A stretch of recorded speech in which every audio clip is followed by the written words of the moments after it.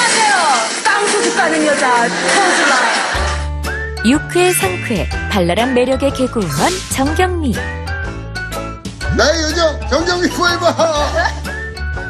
2013년 끊임없이 정경미 포에버를 외치던 윤영빈의 영원한 반쪽이 되고 1년 만에 주니 엄마란 이름도 갖게 됐는데요.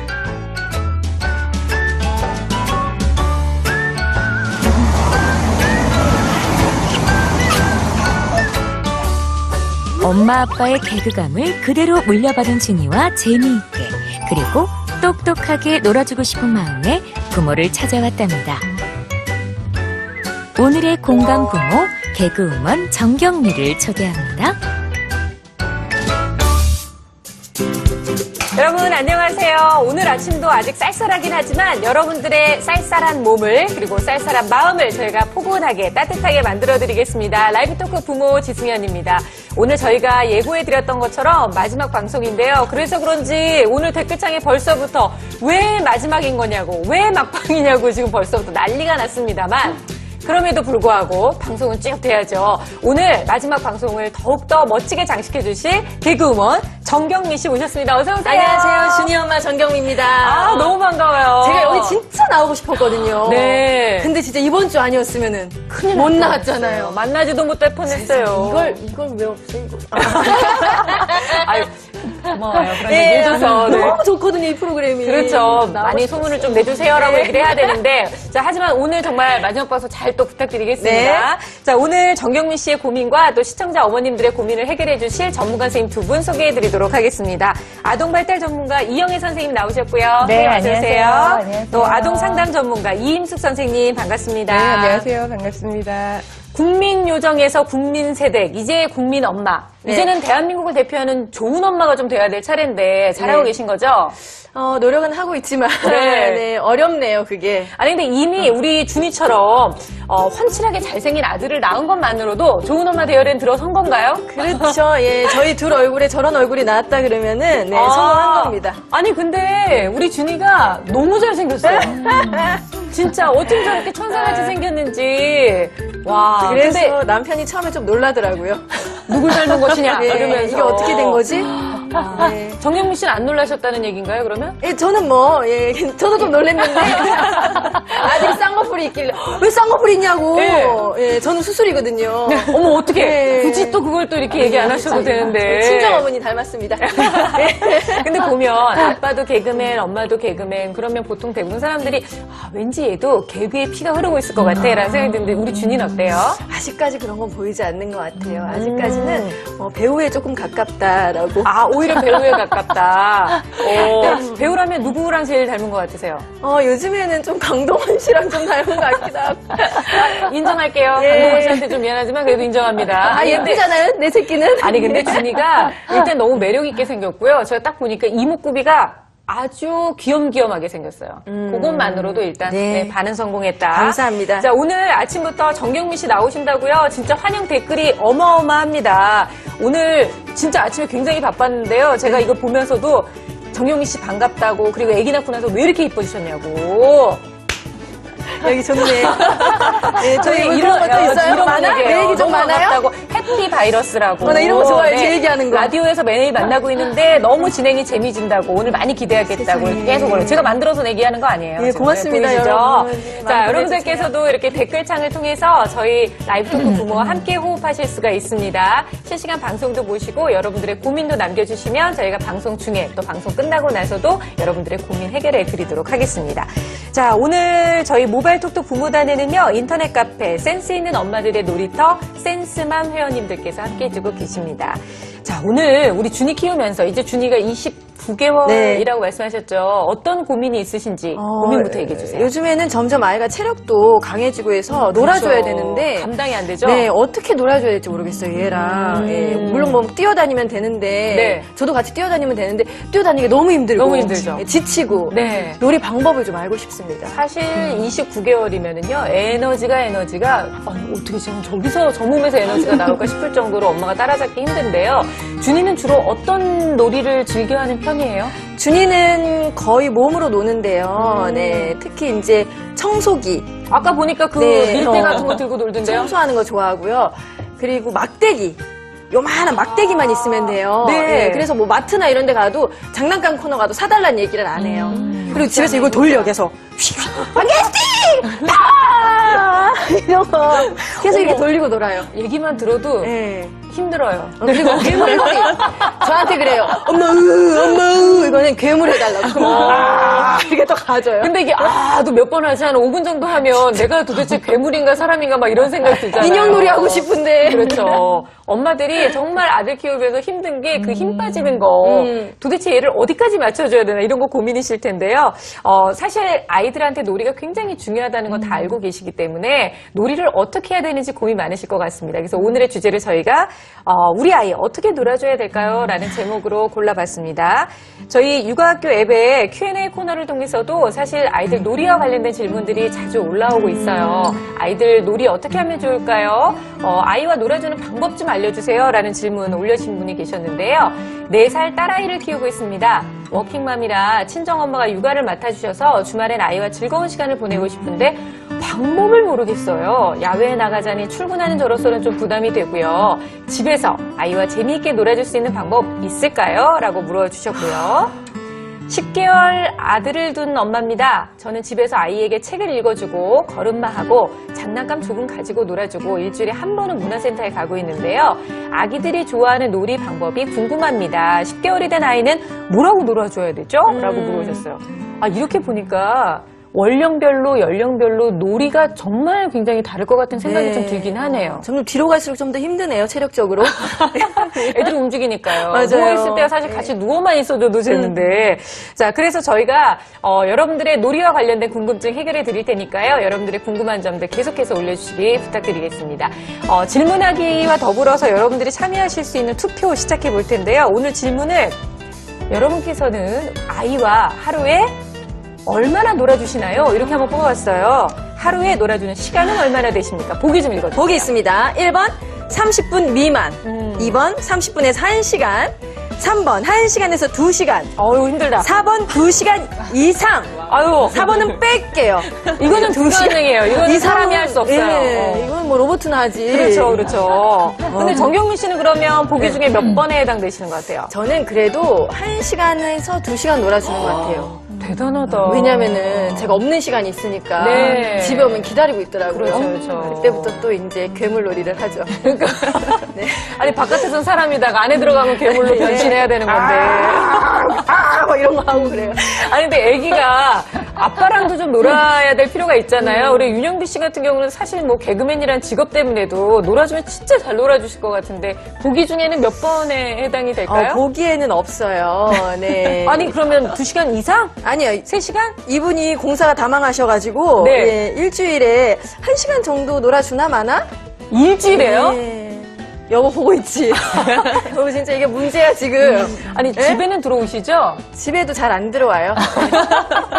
진짜로 얘기해야 돼. 솔직하게 얘기해야 되는 거잖아요. 그렇죠. 여기 부모는 네. 솔직해야 됩니다. 윤영비 씨, 제가 봤을 때 지금 문제가 많습니다. 네, 요즘 뭐 격투기에 굉장히 빠져 계신다고 제가 알고 있는데, 사업도 하고. 집에 들어오세요. 자, 아빠들이 좀 분발하실 수 있도록 아빠와 관련된 놀이 이야기도 또 나눠볼 테니까 많이 또 기대해 주시기 바랍니다.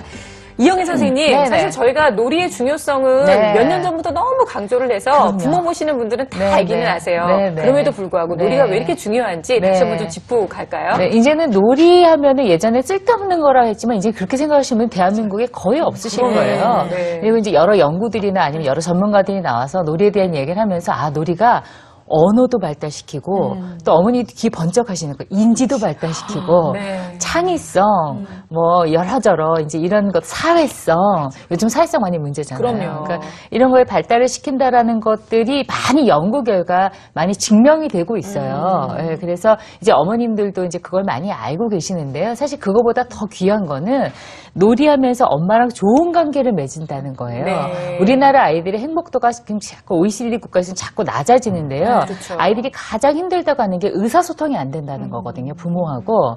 네.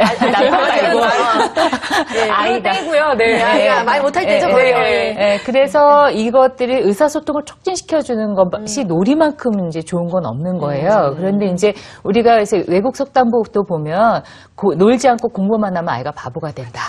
뭐 이제 이런 이야기가 있단 말이에요. 그래서 그럼 도대체 어떻게 놀지 못하면 우리가 그건 어떤 문제점들을 좀 고려를 해볼 수 있느냐. 네. 정말로 못 노는 아이들 같은 경우는 혹시 이 아이가 약간 좀 병리적인 문제가 있는 건 아닐까라는 것도 의심을 해볼 수가 있어요. 네. 너무 단순하게 놀고 연령에 비해서 아니면 정말 놀이가 혼자서 다른 사람과 상호작용이 안 하면 그거는 여러 가지 이제 인지 능력이 좀 떨어지는 거라든지 아니면 자폐라든지 네. 뭐 이런 것들로 이제 이런 걸 좀 의심해 볼 수가 있고요. 또 두 번째로는 아이들이 놀이하면서 막 생각을 하면서 자기 머릿속에선 스파크가 있는 거거든요. 그렇죠.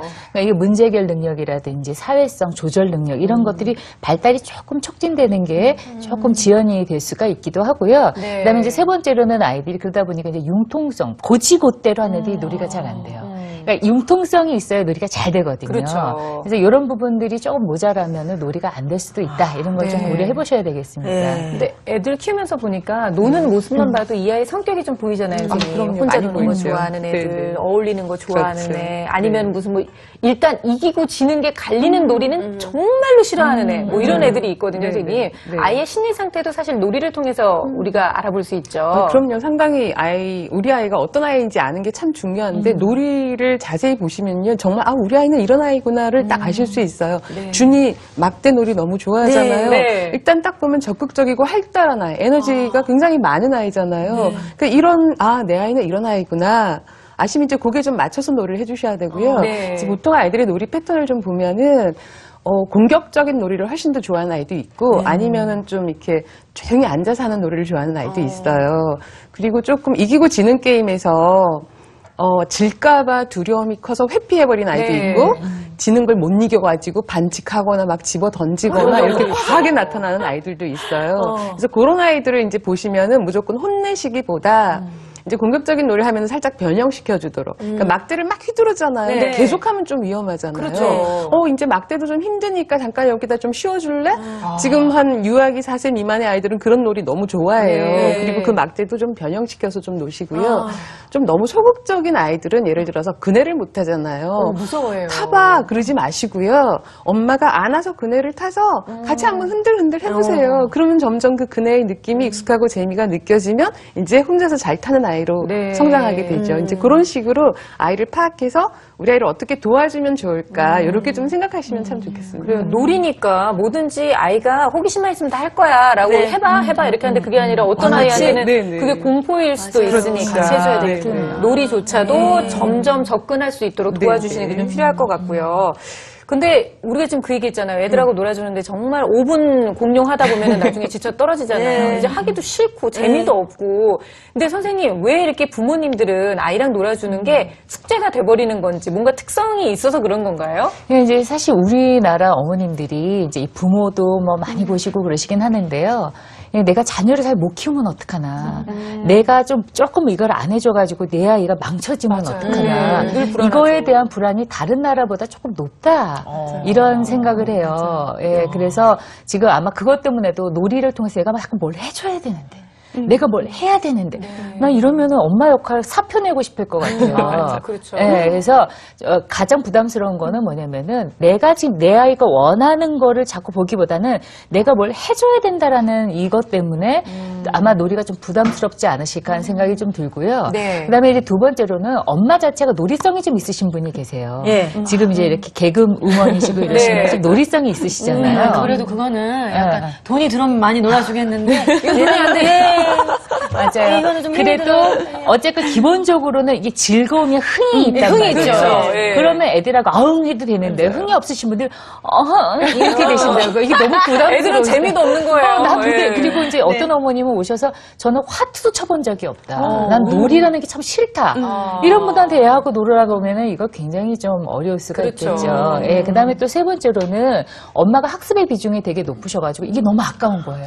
공부해야 된다. 공부해야 돼. 이것만으로 레드, 막 블루 이런 거 가르쳐야 되는데 너무 어려운 거예요. 이럴 때도 그렇고요. 또 엄마가 너무 스트레스가 많거나 일이 많거나 이러면은 놀아준다고 하면서 생각은 이미 별 날아가 계신단 말이에요. 네. 오늘 남편이랑 싸웠는데 뭐 시어머니가 어떻고 그러면 놀이에 집중하기가 좀 어렵죠. 그래서 이런 것들이 다 복합적으로 놀이하는 걸 좀 부담스럽게 만드는데요. 근데 단 이때 어머님들이 이걸 좀 생각하시면 조금 안심이 되실 거예요. 아이들은요 정말로 기가 막히게요. 자기 아이에게 필요한 놀이를 골라서 할 수 있는 천재적인 능력이 있어요. 가지고 있어요? 네, 그러니까 이 부분을 조금 믿어주시고, 그러니까 내가 다 해야 되는 게 아니고요.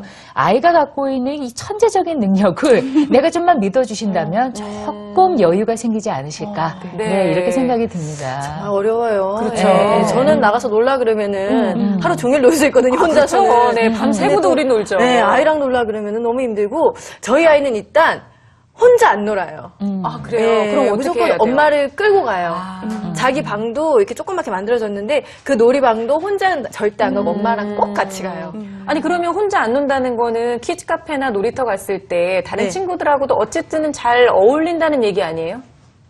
잘 못 놀아요. 그건 또 같이 그렇죠. 놀아줘요. 그러니까 항상 엄마가 예, 있어야 되는군요. 저도 미끄럼틀 같이 타야 되고 볼프장에 네. 같이 들어가야 되고 아. 이게 어려서 그런 건지 아니면 벌써부터 좀 사회성이 좀 떨어지는 건지. 아, 그러니까 요렇게 발전시켜서 생각하면 안 되는 거예요. 사회성이 어떻게 해야 돼요? 문제가 있나 봐요. 네. 그러니까 30개월이라는 거를 좀 고려하셔야 그렇죠. 되거든요. 30개월 된 아이한테 이 아이가 지금 사회성이 떨어진다 만다 이야기라는 것 자체가 아직은 조금 너무 이른 거라고 볼 수 있는데요. 그리고 지금 30개월 된 아이가 흥 하고 혼자서 논다. 그것도 좀 이상한 거예요.